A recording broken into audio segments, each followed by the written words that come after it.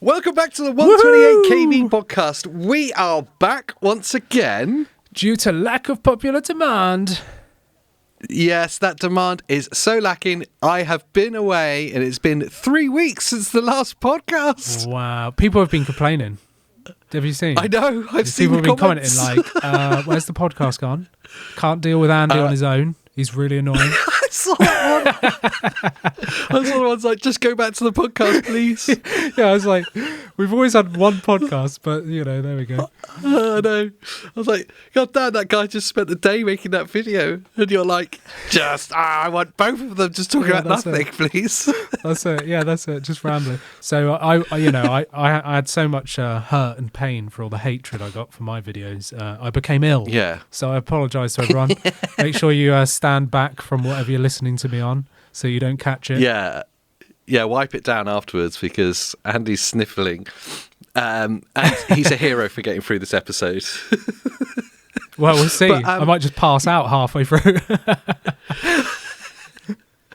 Yeah, so I've been away. I went on like a little kind of holiday. I was going to say it's work stuff, but let's be honest, I was just pissing around in the Middle East, wasn't I? Yeah. It was really sunny. It was actually a research trip. Yes. I wanted to research how good the Switch 2 was for travelling. That's good. Yeah. And I can confirm that it is the perfect handheld to go on holiday with. Yeah, yeah. I would agree with that. Like, other than like a Steam OS based system, like because you turn it on, you could play for as little or as long as you like. You can literally just put it into sleep, and you know that thing is going to like load up, no issues, no crashing, no like stuttering. Yeah. Like the performance is going to be the same. Like everything's going to be perfect. Like I've always loved traveling with the Switch, even the Switch 1. Like I think the Switch 1 was my most traveled handheld. You would expect that after the like 18,000 years it's been around. But your whole adult life. Yeah. But yeah, the Switch 2, I was so glad, like, when you said you were going, and I was like, please tell me you're taking the Switch 2. And obviously Final Fantasy just dropped, didn't it? And I know you've never played that game before, ever. So no, I'm brand new to it. I'm just trying to get into it mainly, just trying to, like, get my head around the story's a bit complicated. I don't like the combat. This character guy with the sword, I'm not sure about him. Yeah, it is. It was phenomenal. It was like the kind of device that you can have when you carry on and not worry about it. You stick it in a little case. The kind of device that you can just pick up and play. You're sat by the pool, just play it, and that's really cool. My only gripe with it, and I'll be honest, there is a gripe. The only gripe was the more demanding games I played, the more the battery life really sucked.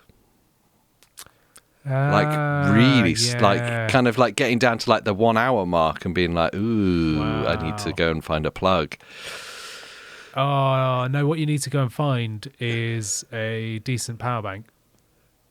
Yeah. I did bring one of those Ugreen ones with me, but it's like bulky and heavy, so I never like took it up. Like if I went out of the room, I never took it with me, which is stupid. Yeah, I'm an idiot. I know. But yeah, it's my only gripe. It was my only gripe. Yeah, that's fair enough. So your gripe isn't the fact that you didn't have the new NYXI Hyperion 3s with you. I mean, I wish I had the NYXI Hyperion 3s because they would solve one of the problems. I'll be honest, I actually did put like a grip case on it. Yeah. To go away. That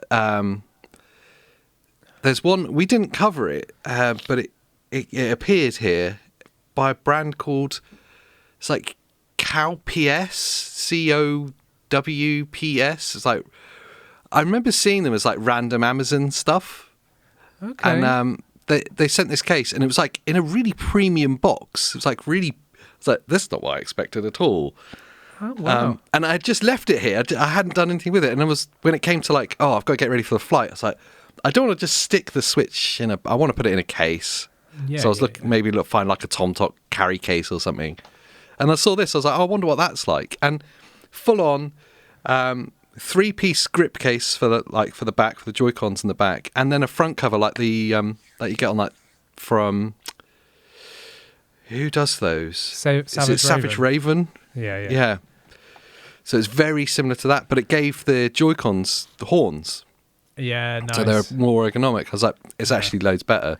Yeah, you can't dock with it, would be the only problem. Yeah, but for like handheld use, that's the like bit of a downside because of how big these NYXI ones are. Like they make the thing fat. You know, like it's not low profile anymore. This thing's like the size of like a ROG Ally X now.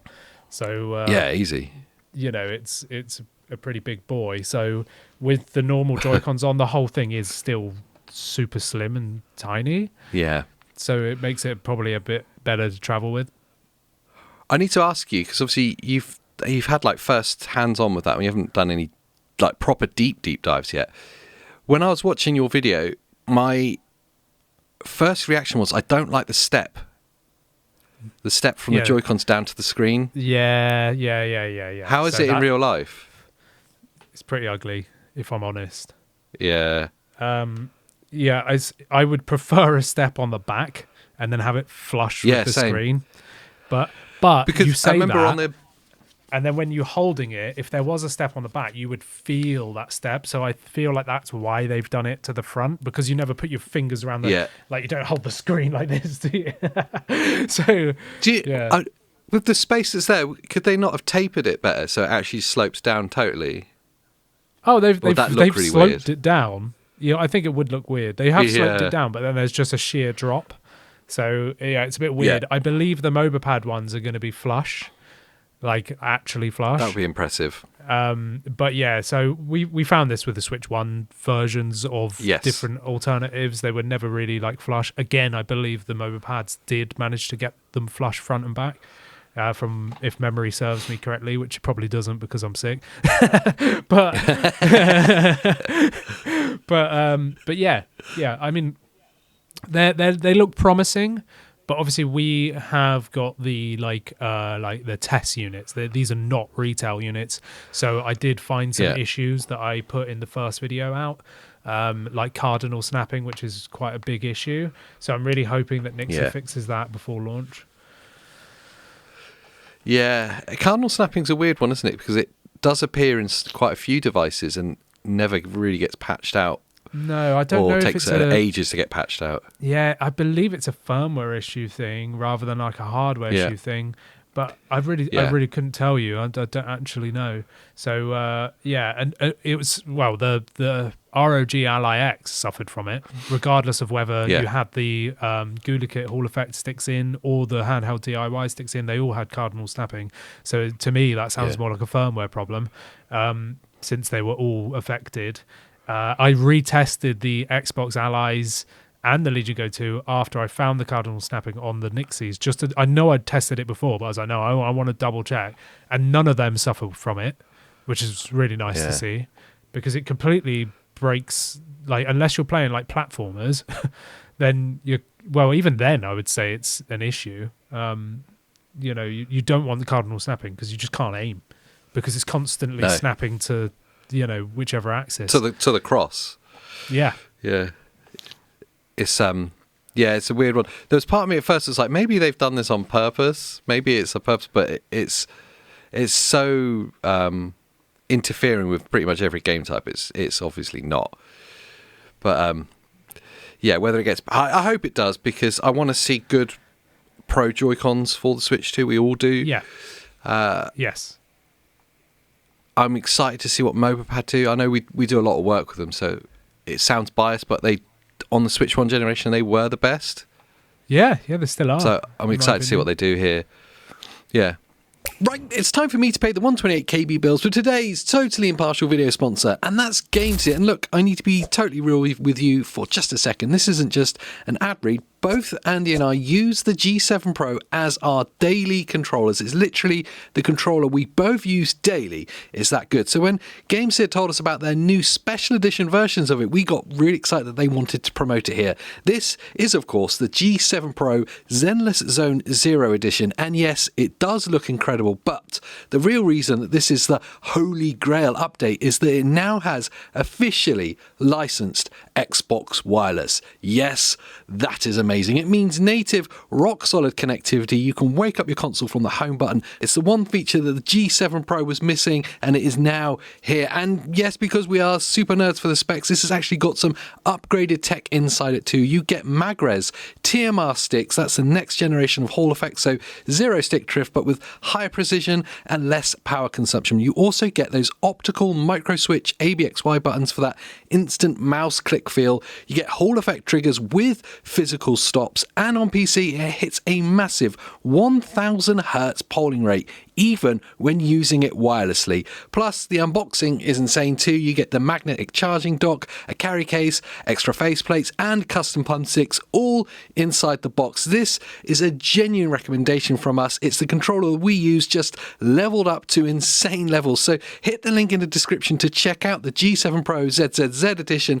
And of course, massive thanks to GameSir for sponsoring this video. What have you been playing then? What's your week in gaming been? I've actually been playing REANIMAL, which has been, by the Little Nightmares people. There's been a bit of backlash over this game online, because they never announced that they would do it, but everyone expected them to do a free buddy pass thing.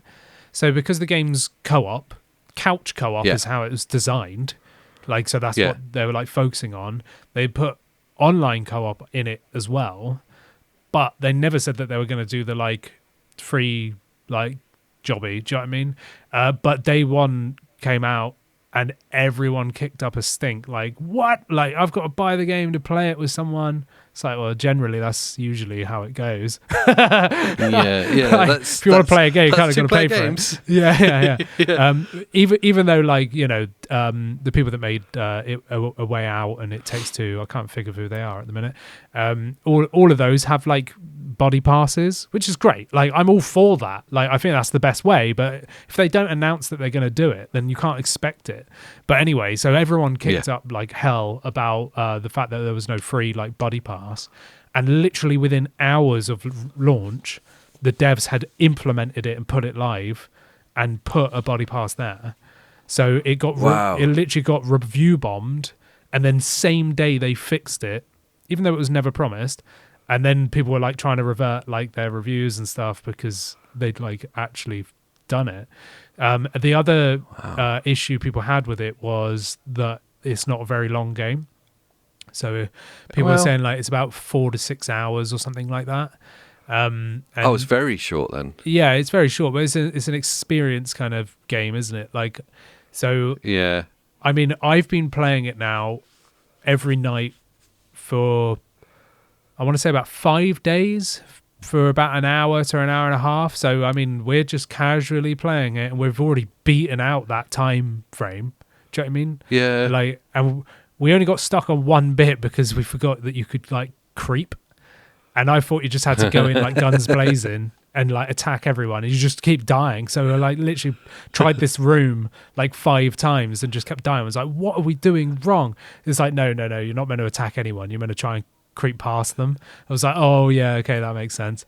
And I just figured that out after 5 goes. Yeah, literally. So I've been really enjoying it. It's supposedly going to be even more scary than Little Nightmares and all this. But from memory serves correctly, I was more scared playing Little Nightmares 1 than I was this. Granted, I've not played 2 or 3 Little Nightmares. I just never got around to it. And it was a long time ago that Little Nightmares came out. This is not scary by any means, at all. It's a good experience. And I find co-op games are probably hard to make scary. Yes. Yeah. But it's a very cool, stylized game. I will say it's very dark if you set the correct settings that they want you to play it in. We actually have to turn every light off in the room. Any reflection on the TV completely screws you up. It must be pitch black to be able to even have a chance of playing this thing. But we are playing it on an OLED. So, it's pitch black. It is pitch black, yeah. But I'm really enjoying it. It's a really, really good game. I mean, I found it cheaper online than what it is. Wait. Did you ask your uncle? Yeah, I did. Yeah, he got it from me from. Came out. It was actually. Didn't you find it in Dubai somewhere? Yes, that's right. That's it. I bought it when I didn't know what I was doing. I was on a local network and I just bought it out there, and it was cheaper. And I was like, oh no, I'm in the UAE. That's a mistake.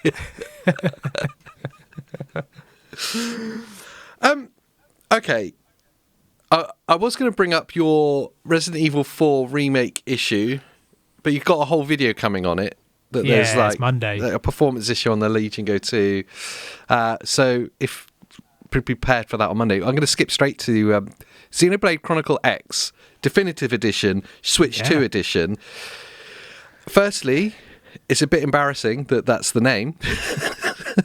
Definitive Switch 2 Edition. I don't know, but it was on the list of games that I was begging for at launch for the Switch 2. Yeah. It's the Switch 2 edition of this, because they'd only just started working or only just released the definitive edition a few months before Switch 2, didn't they? It literally was 2 months or something before, and it was just bad timing. It was such poor timing because I was so hyped. I've got the game on Wii U, but I was so hyped for it to come to Switch, and I knew it would come out on Switch 2, and it was just delay it a couple of months, launch it on Switch 2, and loads of people would have bought it day one, and it would have been great, And even when the Switch launched, because they launched Xenoblade Chronicles X, and we were scratching our heads at the time, why? Why now? And then when they launched the Switch 2, we thought it would be a day one. Oh, here's the upgrade to Chronicles X. Yeah. No, nothing. And we're like, what? And then people data mining updates and saying there's a 60 FPS patch in there somewhere, but it's not enabled. And then time goes on, and we're a year later, and now they finally drop it, and with confusion as well. What the hell was going on with their dating on the video? That really spun me up, because obviously I saw loads of stuff on Twitter, people saying the Switch 2 version's out now, and then I watched the video and they're talking about April release date, and I'm like, this is really kind of this doesn't marry up. And obviously what it turns out is that if you want it digitally, you can get it right now, but if you want the physical version, you have to wait until April, which again in itself is really stupid. I really dislike that. I've really moved away from physical media in general, but I know that there's still a large amount of people that's how they want to collect their games, and that's cool. Yeah. And also, there's a large amount of bargain hunters. We're all kind of pinched with money, and quite often the physical version is the cheaper version. Weirdly, yes. Yeah, that's the only reason I actually buy Switch 2 physicals, is because I get them cheaper than digital, which makes zero sense. It makes zero sense. Yeah, it's insane. But so you're gonna have to wait until April for that. So, even longer. I will say fair play to them that the upgrade path is really good. Yes. For the Switch 2 version, I believe it's £5. Yeah, less in the UK. It's £4 something. So, yeah. £4.19. I just thought I'd open it. And there you go. Yeah. £4.19. So that's a really good upgrade path, I think. And it actually looks good. You're getting 4K 60 now. This is how it should have been at launch. If they launched this with the Switch 2, even if they launched the game on Switch 1 2 months before, so people double dipped or whatever, and then gave people like us that we said we are waiting for the Switch 2 edition, it just doesn't make any sense. But it looks great. It's annoying because where the timing falls now, my backlog is so big. There's games like Requiem coming out very soon and stuff. I just don't have the time to play it. So I'm probably not even going to buy it now for a while yet. Whereas a year ago, I would have bought it and played it. I was ready to play this a year ago, There's too many other games that are coming that are current and not a remaster or a remake. So I probably will wait. And you do have this weird, because of how they've released it, you've got this weird, horrific titling scheme. Xenoblade Chronicle X. This is the official title. Definitive Edition, Nintendo Switch 2 Edition. That's great. Previously Switch 1 Edition, what? Previously Wii U Edition, previously not definitive. That should just be the title. The box art should just be a wall of text. Just a mess. It's a very Nintendo mess to make, isn't it? Yeah. But, Skyrim on Switch 2. Finally gets 60 FPS. I can't believe that. Like, how long has this taken? Like, this is ridiculous. Again, it was one of those news stories that I was very confused about. Like, hey, wait, what? How long's that been? Yeah. 60 FPS performance mode, 30 FPS locked, properly locked now. Input latency fixed in both modes. It took them 2 months. That's it, yeah. And sadly, like, it's so annoying because if you got the original Switch 1 launch edition of Skyrim, you have to pay for this upgrade. It's like 20 quid. Like, ooh. Yeah, so I'm not doing it. I mean, I've owned Skyrim on PC since it launched in 2011, right? So, like, I've owned that game, and they gave me a free Definitive Edition upgrade on Steam when they launched the Definitive Edition. Then I bought it again on Switch 1. I'm not paying again to upgrade that because I'm not going to play it again. Like, it's too long. No. Like, I'm done with it. It's like GTA 5. I was done with that 10 years ago. Like, yeah. I'm not paying for it again. It's one of those. It's definitely a game that I think about. I look at and I think about how long it is, and I go, I don't know if I could face that. Yeah, I've done too much of that. Yep. So I was a bit spun out by the Switch 2 edition in general, but it's there. I guess it was rubbish. Like, when it came out, it was absolutely rubbish. The latency was terrible. It was 30 FPS. Like, it was just a shambles. It was classic Bugthester at their best. Like, it was just a cash grab, that was. Like, Switch 2 edition, what have we done? We've made it worse. It's like, wicked. Yay! What do you want? A worse performance. When do you want it? Delayed answer. Yeah. Talking of Bugthester, he came out, Tom Howard, isn't it? He came out, was it yesterday or the day before, talking about Starfield? And that really? I he's got some big this. updates coming for Starfield coming shortly. It was such a weird tease. He was on the kind of funny games podcast, that live news showy one in America. Yeah. Which is cool. But he's talking to those guys and he's saying, I've got there's some big news coming. We can't tell you when, but it's soon. We'll give you a date soon. I hate that. But it's not Starfield 2.0. Like, it's not. If you didn't like Starfield, it's not going to fundamentally change that. He did say, fair play to him, like, if you love Starfield, you'll like what we're doing. But if you didn't connect with it, if you played it a little bit, bounced off, if you didn't enjoy Starfield, this isn't going to change anything for you. Right. So at least he was like owning it, like that it was a little bit of a divisive game. Yeah. It's funny, isn't it? Because I really enjoyed my time in Starfield. Yeah. I enjoyed playing it through. But the thought of picking up and playing it again, I could not be further from. That's my issue. That's weird. Yeah, because I love, like, old, like, Fallout 3, Oblivion, Skyrim, Morrowind, all that kind of stuff. But as time goes on, the further the time goes on, the more, like, detached I am from it. Like, it's like not my thing anymore. Like, when Starfield came out, I legit really enjoyed that. I actually played it for like 60 odd hours, and you had to tell me, please play the storyline so that you can, like, unlock some things. And I was like, what are you on about? Like, I was like 60 hours in and I was on like the first mission still, and you were like, please just play the story until something happens, you'll know. And I was like, oh, what? Yeah. And I finally did that after like 60 hours. Then I put the game down, went to something else, and I haven't played it since. Yeah. And I just can't bring myself to want to go back and start playing it again, because I think I don't want to start again. And equally, if I start like playing my old save that's like 60 hours in, I ain't got a clue what's going on. I don't remember where I was, what I'm doing, how the controls act. So, like, I just don't even want to play it again. But part of me does. Do you know what I mean? It's like this weird double-sided kind of like, I want to play it, but I don't. Yeah, I mean, and it's a game that's designed, like, fundamentally designed to be played and like replayed. Yeah. And I got to the end, and it does the bit where you can, like, New Game Plus, and I was like, no, I'm not. But then I see people online and they're like, "Oh, I'm on New Game 8." You're like, "What the hell, man? How?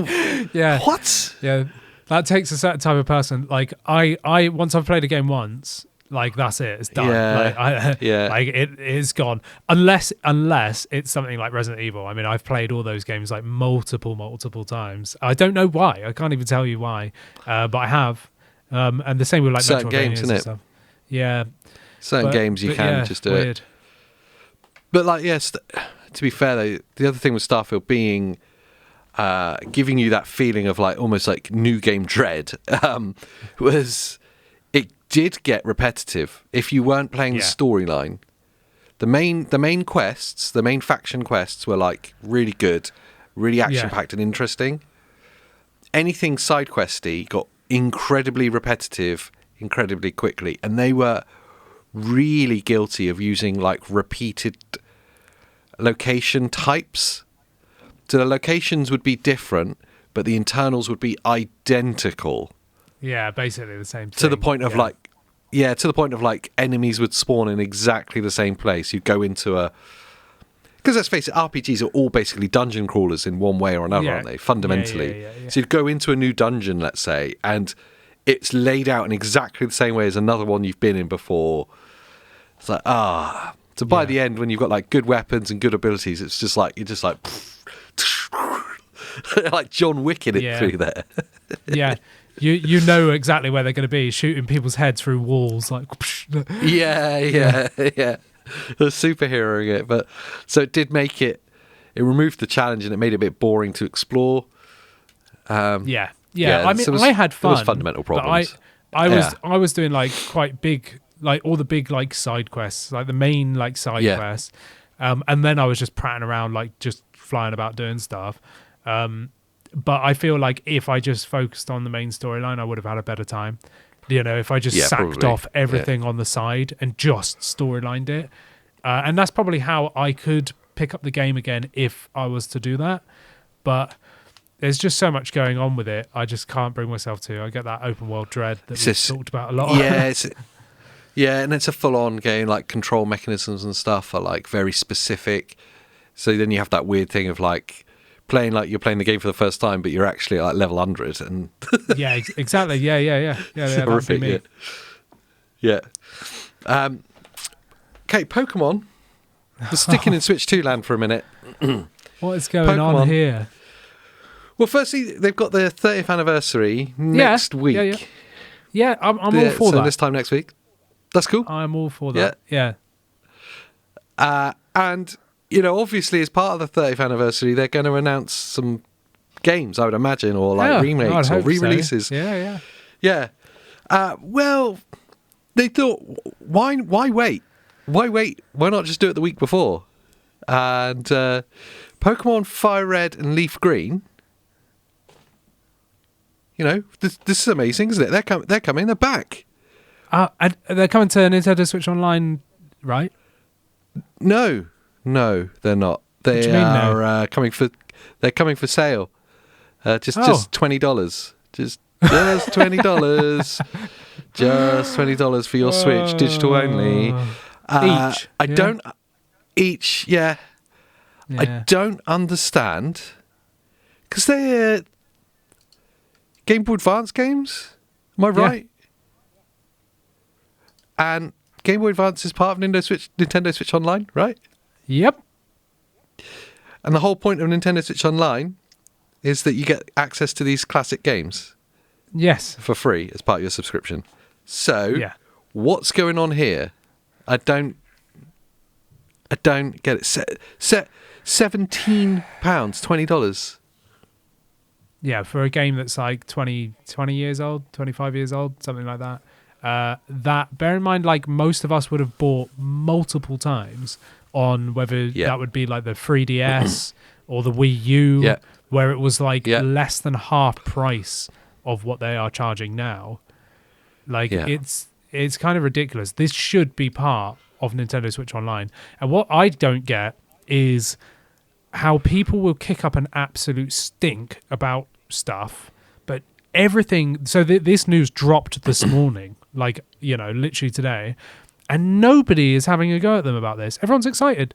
I'm like, what? Yeah. Like, we've all bought this game like 50 times, and now they're pricing it more than double the price of any other like online service when there's Nintendo Switch Online that we're paying for, which it should be a part of because GBA is on that. Like, I'm actually pissed off about this. Like, I ain't buying it. You should be. Like, I'll play the ROM that I've got on my Game Boy Advance. Like, you know, I own the games like 50 times, so I will openly admit that I've got the ROM because I've pulled it myself legally using the Game Boy Advance extractor machine thing. So I'm literally playing my actual copy, not illegally downloading it or anything.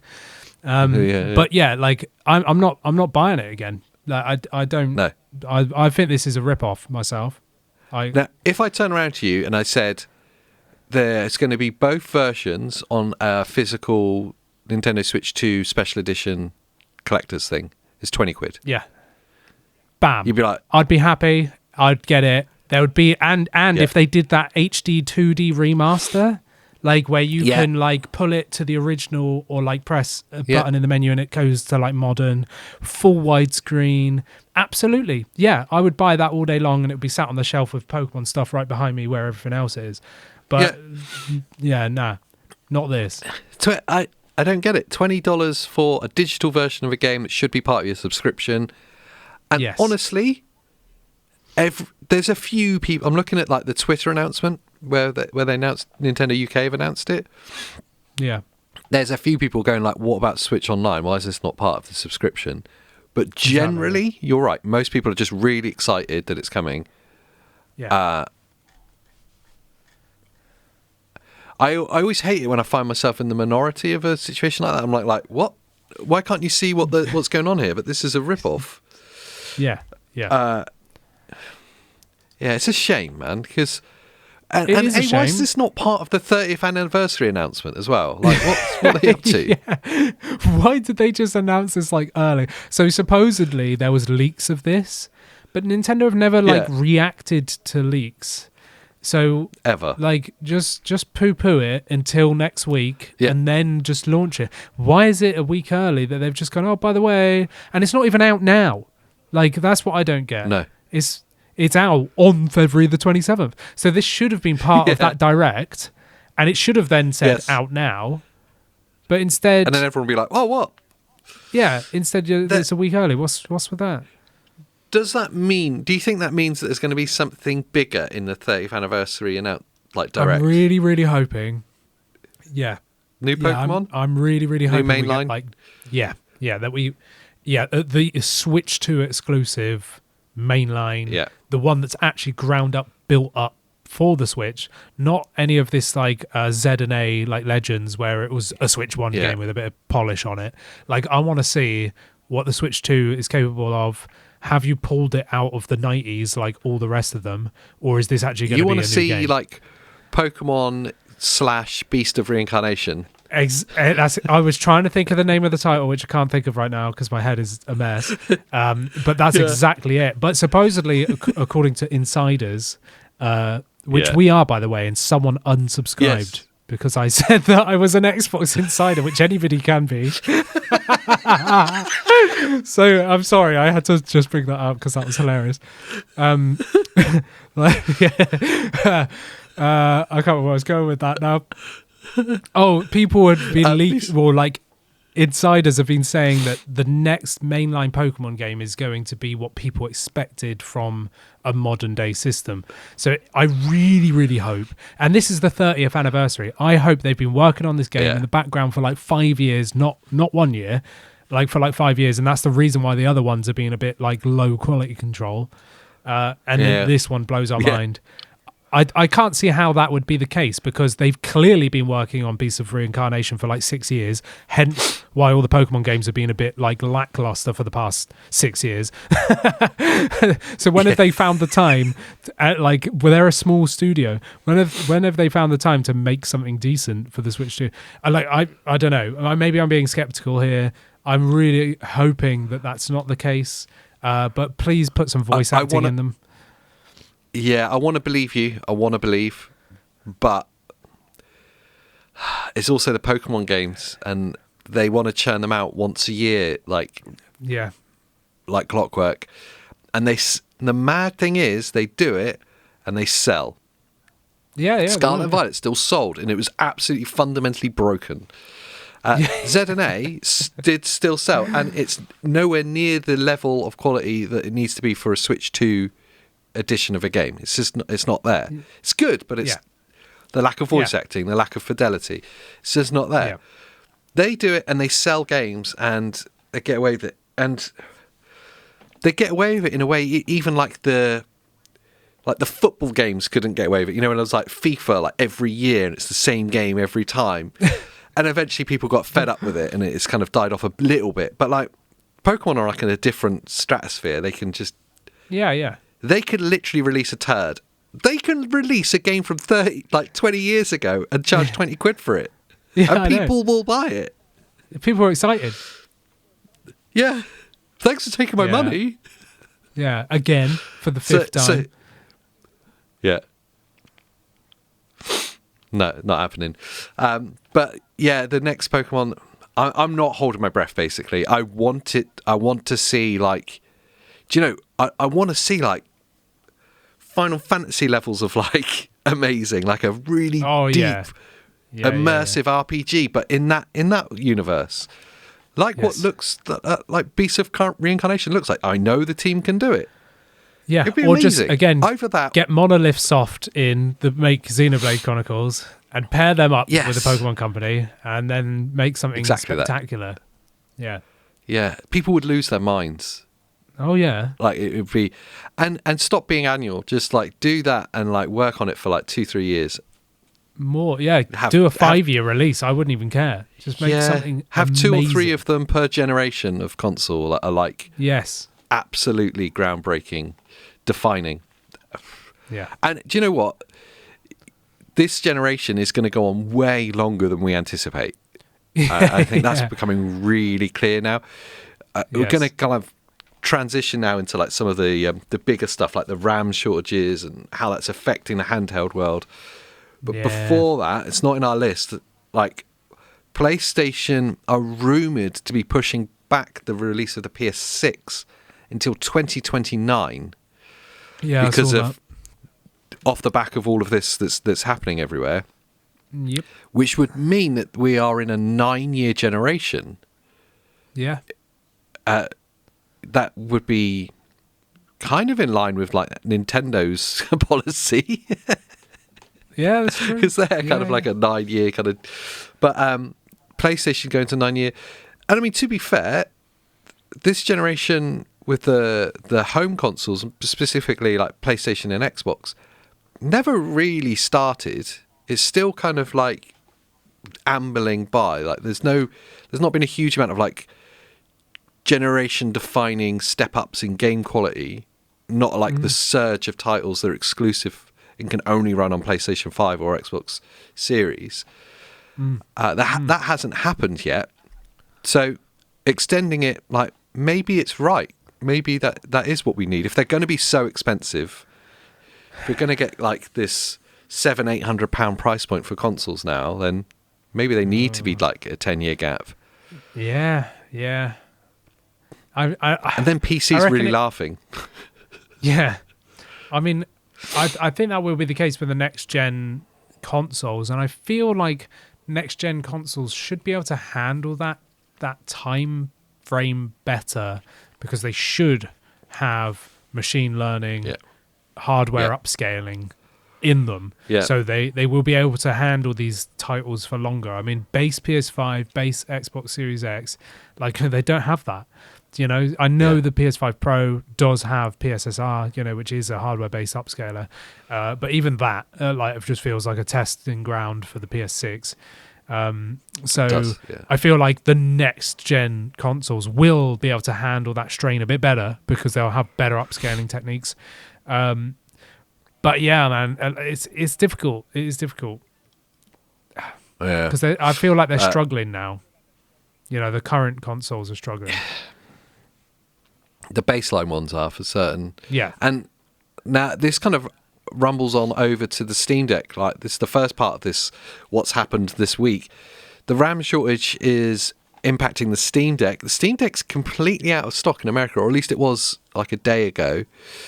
Yeah. I don't know what the stock situation is in the UK, but in the US it was completely out of stock. It was in stock here in the UK. So it was. I don't know about currently. I can always have a look. Yeah, I thought I'd look now, like Steam Deck. So look. Yeah, well, buy now. All 3 models. Yeah, they're all in stock currently, yes. Yeah. So it's just an American thing. But what we are seeing that's weird is that this, like RAM shortage and all that, how it's affecting prices and stock. It's not worldwide all at the same time. It seems to be like affecting different regions, which shows you like supply chains and stuff, doesn't it? You're getting this weird kind of thing. But for Steam Deck to be out of stock in America, and America's going to be the number 1 market for that, that's a problem. And of course, what does this mean for the Steam machine?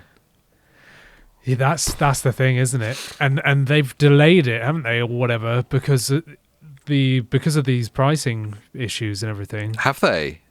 Well, I didn't know that. Yeah, it has been delayed. So previously, it was meant to be the first quarter of 2026. They said early 2026. Now it's looking like Q2. And I think they came out and said that, and that'll be why the controller is equally not here yet, because that was meant to be Q1. So they're just sat on all these controllers because they clearly don't want to release them without the Steam machine, because people just buy them and then use them on their PCs and stuff, so it has been delayed to Q2, at least right now. I mean, it could keep getting pushed back. I don't know. I don't know. But the thing is it's pricing. Yeah. And at what price point is it dead? Exactly, yeah. Like on arrival? Yeah, exactly that, yeah. Like, what price point? You go much above 700 for the specs, and you go, there's zero point in buying it. Yeah. Like, it's a collector's piece, really? That's what people are jumping into? You get closer to the 1,000 mark, and it's like, I don't see it. Yeah, it's gonna be 1,000. Like, it's gonna be. Yeah. And we got so much hate when we said it would be 750 to 1,000 at launch, and everyone was like, no, it'd be like under 500. It's like, what? Like, yeah, it's going to be like less than a Steam Deck, yeah? Like, yeah.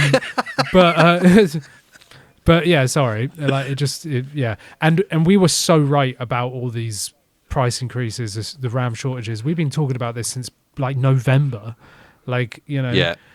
And all of this is coming true, which is more of the stories we'll talk about later. But yeah, and the fact that they've delayed the Steam machine and everything is totally going to be around the 1,000 mark. I think it will still be viable for some people. I just feel like now it's super niche, whereas before it was quite open. Like, if it was on the cheaper end, if it was $600, £600, then it's very worthwhile for a lot of people. At 1,000, now you've just narrowed that down to like 20% of your audience.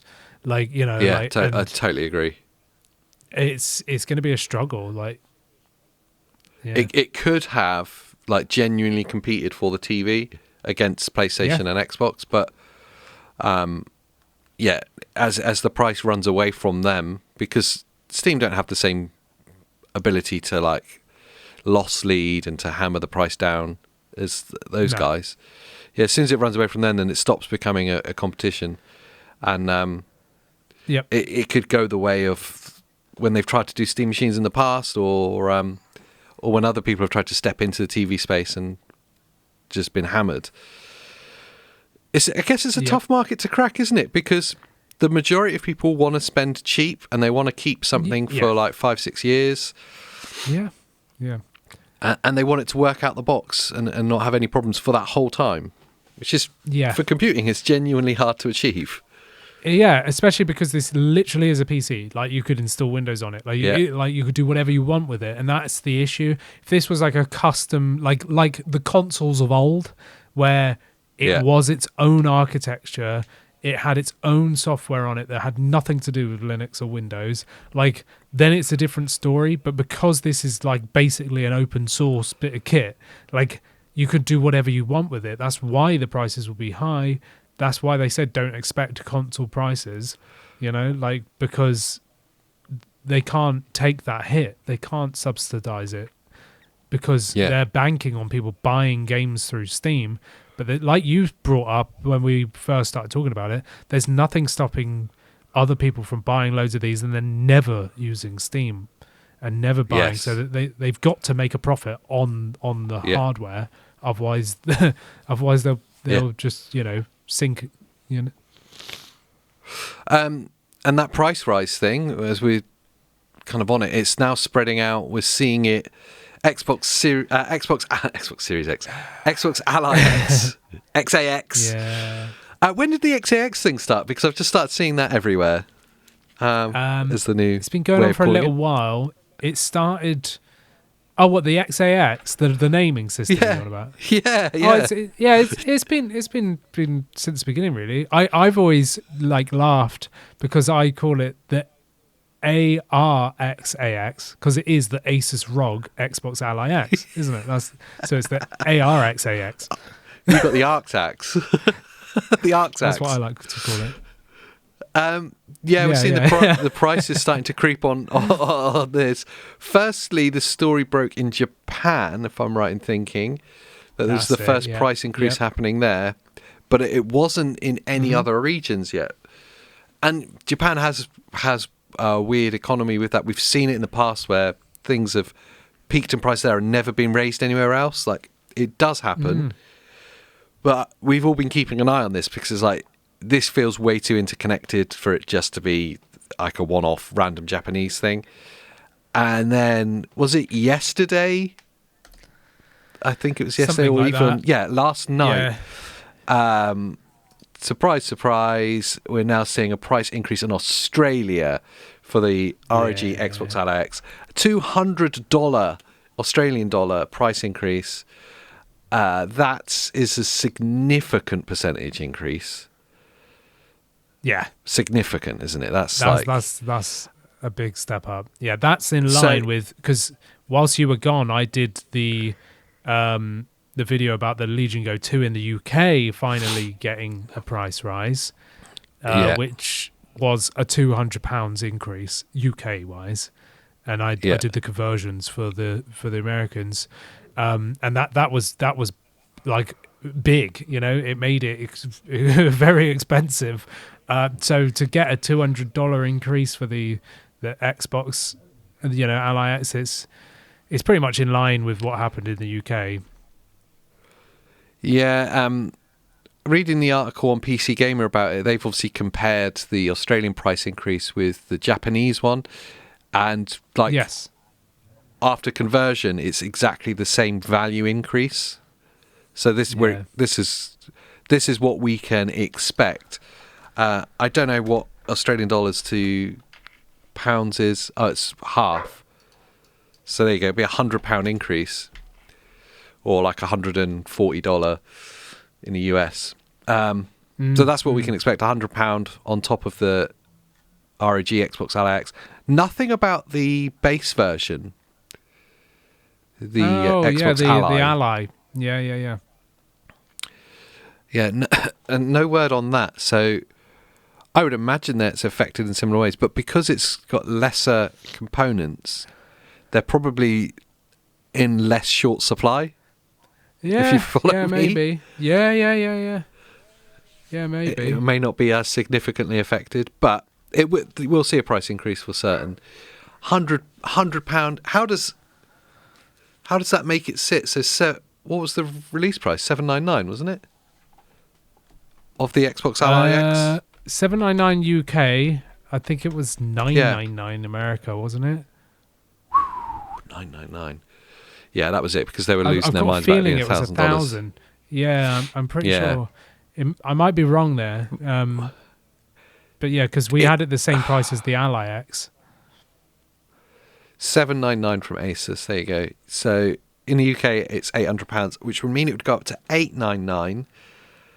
Yeah. Oh, I know in your video about the Legion Go 2, you were talking about the UK price rise, and you're like, at this price point, I don't know if I can recommend it anymore. Yeah. You have to be a super enthusiast to be like justifying that new price point. And it was because it worked out like 90% more expensive than the Xbox Ally X. Yeah. The Xbox Ally X at £900, is that a logical purchase compared to anything else that's cheaper, to be honest? Yeah, it's such a tough one, isn't it? Like, I mean, we're still getting it like good, I suppose, in a way, because if you said that was what the equivalent of $140, the $200, something like something like that. So that brings it to like, let's just say $1,150 in the US for an Xbox Ally X. You know, like it's a tough one. I still think in the UK $899 is still like, it's high, but it's not too bad considering the Legion Go 2 UK has gone up to, what did I say it's gone up to, like 1,300 or something, like 1,300 quid or something, like something crazy like that. Like it's still better value than that, you know, like it's but yeah, I mean, I don't know, 900, man, like $1,150. I would just say get a used Ally X, like, you know, find a used one of them. I tell you what, it does show me is how important it is for Asus and Windows and those guys working together to really improve the user experience, really start rolling out this Xbox experience quicker, and do something with that AI. Where is the upscaler that we were promised? Where is these AI processes to make it stand out as different and future-proof? Because without that future-proofing part, you might as well just buy a second-hand Ally for like £300. Yeah, exactly. That's the only promising thing about the Xbox Ally X is the potential of the NPU. But we're like coming up to what, almost the end of Q1 2026, and we don't have any of the promised AI features yet. There's already news. I was going to put this in here for today's podcast, but I thought it would be too much to talk about. But there is word that they are looking at bringing an Xbox Ally X feature to the next Xbox, which is going to be one of the AI features, which looks to be the highlight reels. And so I think that's going to... Yeah, that's going to be the first feature, I bet, that we see that utilizes the NPU on the Xbox Ally X. And who cares? I'm sorry. I am sorry. If you care, please let me know, because I genuinely want to know. Who cares about highlight reels? Like, it's going to apparently smartly, without affecting performance, because it's utilizing the NPU, just randomly create clips of your gameplay that's going to just take up all your hard drive space without you knowing it. Who cares? Who's it for?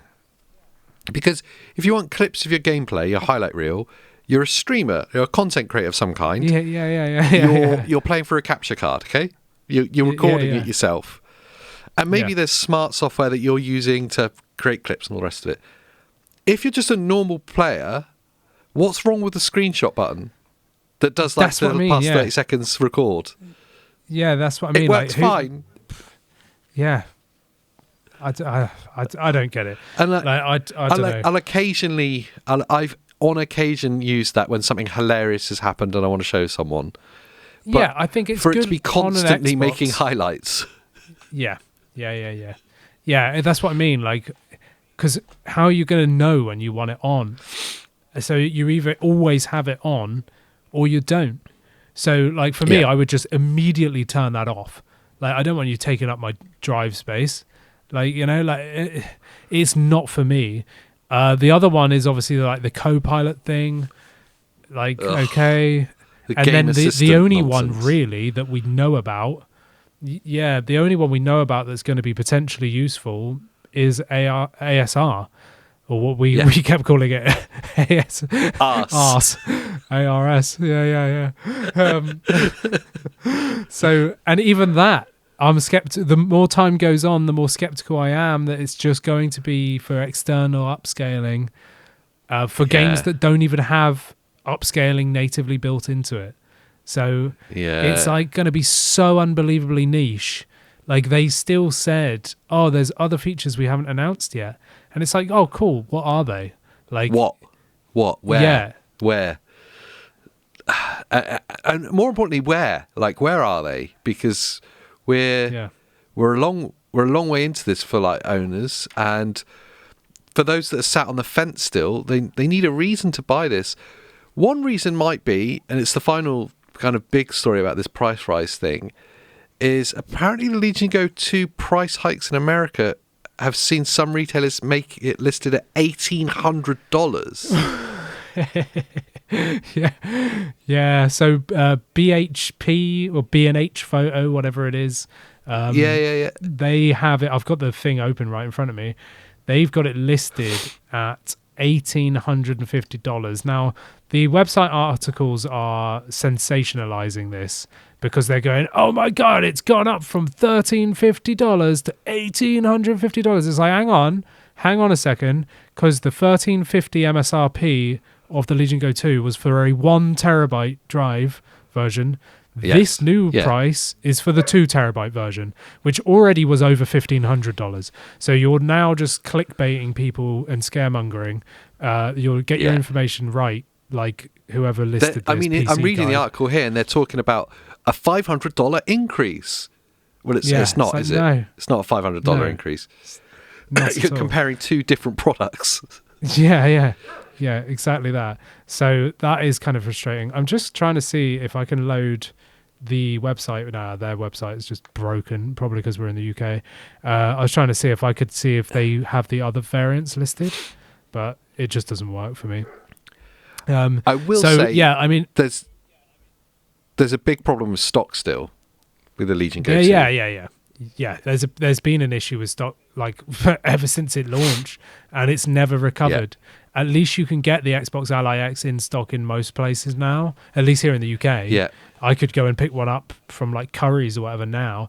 I've been seeing Currys still listing the Z2 Extreme version of the Legion Go 2 at retail, the previous retail price point, in Argos UK, and it keeps coming up in stock, and then it's out of stock because someone buys it. Like, so they're getting like dribs and drabs, and they haven't increased the price, even though everyone else has, included like Lenovo themselves. That's directly. Interesting. But basically, this article does look like it's not just the UK are getting the price rises. It looks like the US will be affected by what we have. I haven't gone on to Lenovo's website though. No, I was going to say, whilst I was on holiday, I was interested to see what it's going to be like in different markets. Obviously, I was out in the UAE, so I was like, well, I'm going to ask. I went into like one of the big electronics retailers there, and they had Xbox Allies, they had MSI Claws, they had Lenovo Legion Go. I was like, okay, well, I'm going to ask him about the Go 2. And he's like, no one in the country has had one yet. He said only America and China, and I was like, well, that's not true because I've got one in the UK. Yeah, exactly. Yeah. There's one in the UK. I know they're definitely there. It's like, oh, really? I just thought America and China are the only places. So they've not even seen it yet, which is wild. Yeah, it's mad, isn't it? Yeah, it's crazy. And it seems like most places in America it's impossible to get. And like you say, dribs and drabs here. At least with the Xbox Ally X's, with the Asus devices, you can get stock. Yes. But $1,800 is an actual price. It is the 2 terabyte version. Yeah. That's insane. I'm just going to say it. That's an insane amount of money to spend on it. It's absolutely mad. And that's obviously in America is pre-tax. So when I done my conversions of what the UK price now is, for the 2 terabyte version was over $2,000. So now that makes sense. If this is $1,850 tax, then it's going to be over $2,000 with tax, right? So it's in line with the UK price point, which is just ridiculous. Like, and in my video, I said I just don't think I can recommend this now. Like, it's so extremely expensive that I don't know if it's worth it. Like, when you can get like a Neo Next 2 with a 9-inch OLED, an AI Max 385 or a 395 for give or take like $200 more. Like, just buy that. That's gonna be proper future proof as well. Like that thing is like so high end. Like, it's crazy. And we were laughing at those. Like, who would spend $2,000 on that? Like, you know, like. The Legion Go 2 was already extremely expensive when it launched, but it was right on the top precipice edge of being like, well, maybe certain people could justify it. I mean, I bought one, you know, but I can tell you right now, I wouldn't be paying £2,000 for it. Like, there's no way. I wouldn't have even entertained the idea. Like, it's just ridiculous. Like, you could literally, and I know I've defended handhelds against the people that go, just buy a laptop. But at that price point, just buy a laptop. Like, you know, or build a PC. Like, build a PC or buy a laptop and get a controller. It's just not worth it. Like, I just don't think it's worth it. Like, you can literally buy OLED laptops with like 50 series cards in. Once you start hitting that like 2,000 price point, I'd say in my mind, not even a laptop is worth it. You have to build a PC at this point because I agree. Because the components are interchangeable, the longevity. It's such a huge investment at that price point that closing off the ecosystem is insane. I think it concerns me a lot about the direction of like the bleeding edge of handhelds. Like, if this is gonna be the thing. To me too. You think the Ally X launched 2 years ago, so not last year, the year before, and that already pushed the price up. Here in the UK, it was $799, the current price of the Xbox Ally X, but that was already the top tier. Like, that was like, whoa, oh my god! Like, people were questioning whether the Steam Deck was justifiable at that price point, which is like unbelievably cheap now when you look at it. And people are like, oh man, I don't know, is Steam Deck really worth it? Am I going to get use out of it? You know, and then the OG Ally came out, and that was like $699. It's like, whoa, hold your pants on. Like, you know, like, they've just increased the price over the Steam Deck by like a couple hundred. Like, that's insane. No one would ever pay that. Just get a laptop, blah, blah, blah. Everyone's like bought them. They're great. Then the Ally X came out, another 100 on top of that. It's like, whoa, like, man, we're at like $799. Like, you can't ever top that. Like, that's the top end price. And it's like, now, like, the Xbox Ally X is like $1,000+. The Legion Go 2 comes out, like, you know, like, it's just mad. Like, that price point in such a short time, in like a year and a half, we've just like tripled, quadrupled the price. Like, it's like you said, I worry about what are the Z3 Extreme devices going to be like, because they're going to start at like 2,500 and no one's going to buy them. It gives, like, you know, it gives a really good argument for like Steam Deck and for Switch, for like that it's just good enough market. Like, sub 500, it's just good enough, it does everything I need, and it's going to last a good few years. It's hard to argue against that. And I'll say that from my experience, the past 2 weeks being away, just with the Switch, and that was my only access to games. Yeah, it's not the bleeding edge, and you can tell, but it is just good enough, and it just works, and it's just £400. Yeah, it's mad, isn't it? Yeah. It becomes very hard to argue against. Yeah, I mean, I would say, like, for anyone trying to get into handheld gaming right now that has nothing, then bar the used market, because there's some really good deals you can do and get there. The Switch 2 is an excellent device. You know, it's gonna, like, for the price point, it is brilliant. But if you must have a PC handheld, I would say don't chase the high end.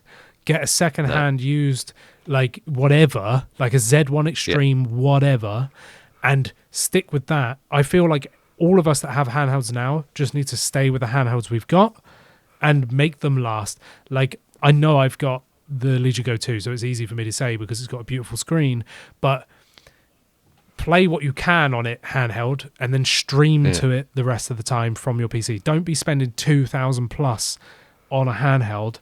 Keep the handheld you've got right now, or buy one for like 500 or less. Build a PC and stream to it. You know, yes. That is the way to go. Yes. That's just my opinion. But I'm totally with you. Even the device we've not given enough kind of time to, the Xbox Ally S, like, yeah. do you know? Treat it like a companion device. Maybe the PlayStation Portal is more valid than we realised. Yeah, that's it. Yeah. By the end of it, that's the only one that's left because the pricing is going to go so mad. No one's going to buy them, and then they'll stop making them, and then all the way left is with the PlayStation Portal. Yeah, there is genuine talk that there's going to be an upgrade to the Portal coming this year, which is the 120 hertz OLED going to be put in it. Yeah. Which would be nice. Be nice to see. I think at that point it's quite a compelling option for if you've got a PlayStation or if you just want to stream. Yeah. It would be nice if it launches at the same price as the original PlayStation Portal did, and they drop the price on the LCD model. Yeah. You know. Yeah. Even if it's drop at 50 quid, then you definitely. Do you know? It'd be difficult then because of the bargain prospect. It always takes me like, oh, Portal for 120 quid. Yeah, exactly. I've almost bought them second-hand loads of times because of that. It's like, oh, they're only like 130 second-hand. There's zero reason to have it. So gutted you pulled the plug on your pre-order on the limited edition one. I know. I'm gutted now. I wish I had it because it's such a beautiful looking device. Yeah. Yeah, 200. I think you might still be able to get them, but they're probably scalped to hell and stuff. Yeah, they'll be very expensive. Yeah. So I did get it's the only PS5 artifact that I still have is the 30th anniversary controller behind me. Yep. Yeah, I obviously got rid of everything else. Yeah, so we're all doomed. Handheld gaming's dead. Keep holding your handheld gaming. Keep your wallet in your pocket. That's my summary of my time away. The apocalypse happened. The apocalypse has happened. Yeah, I'm super intrigued to see what gives. Like, because something has to give, right? Like, so I'm super intrigued to see where the market goes, how things change. But at this point, like, the pricing is just extortionate, and I don't think I could recommend anyone any of them other than the 500 mark ones or secondhand or the Switch 2. Yeah. But yeah, so we'll have to wait and see what happens. We shall see. But I think it's going to get worse before it gets better. I think it's going to get worse before it gets better. It's going to get crazy out there. So hold on to your hats. Let us know in the comments down below what you guys think. Join in the conversation as always. It's an absolute pleasure to be back. So thank you for joining us. Make sure you like the video, subscribe for more handheld gaming doom and gloom. Andy, what else could they do? You can become a member, support us here on the channel, and get to chat to us on our private Discord as well. Yeah, I love it. So until then, next time, bye. Have a nice day. That's it.